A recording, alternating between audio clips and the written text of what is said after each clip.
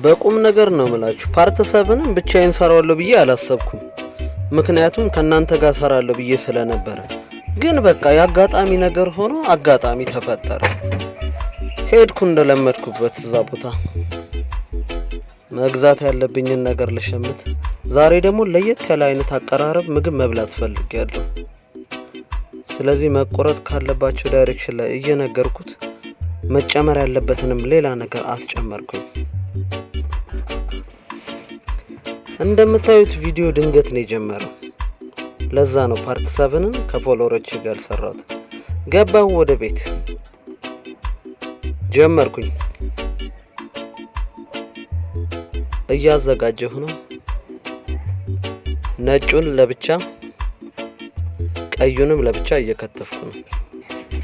ሁለቱን ድብልቅ የያዘውን ደግሞ ለብቻውን እያዘጋጀሁት ነው።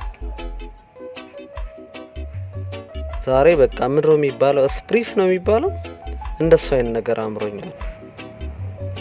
ለጥብስ የሚሆነውን ደግሞ እንደዚህ እየከተፍኩ ነው። ያው ጥብስ አይቀርም ብዬ ነው። ለረጅም ጊዜ አጣሁትን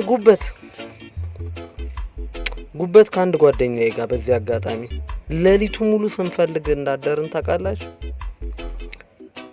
በሌሊት ነው መምጣት ያለባችሁ 9 ሰዓት ስንባል ስንሄድ፣ አይ አይደለም እኮ በጣም በሌሊት መጣችሁ አንግታችሁ ነው መምጣት ያለባችሁ ስንባል ስናነጋ፣ በቃ አሰቃዩን ነው የምላችሁ።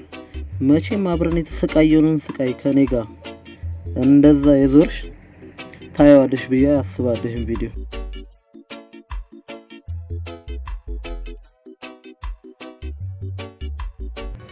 ጉበቱን ለማግኘት የተንከራተት ነው መንከራተት ምዬ ነበር። ሁለተኛ አልበላም ጉበት ብዬ ማለት ነው። በጣም ተሰቃይቼ ነበር ጉበት ለማግኘት። መጣ እንግዲህ የጥብሱ ዳይ ወደ መክተፍ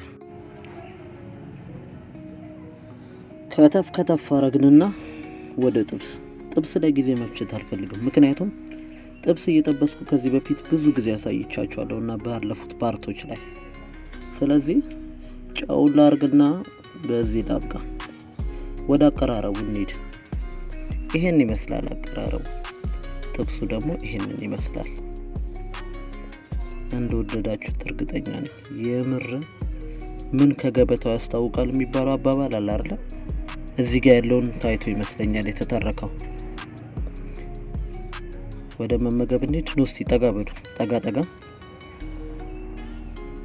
ጠረጴዛዬን ጠጋ ላርግና ልዘጋጅ። ይሄን ይመስላል ገበያው። እስቲ ልቅመሰው።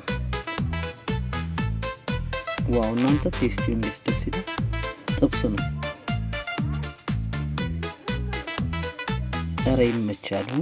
ተመቸኝ። ይሄው እስቲ ከየአይነቱ ልቅመስ። ነጣ ካለው ከቀዩና ከጉበቱ።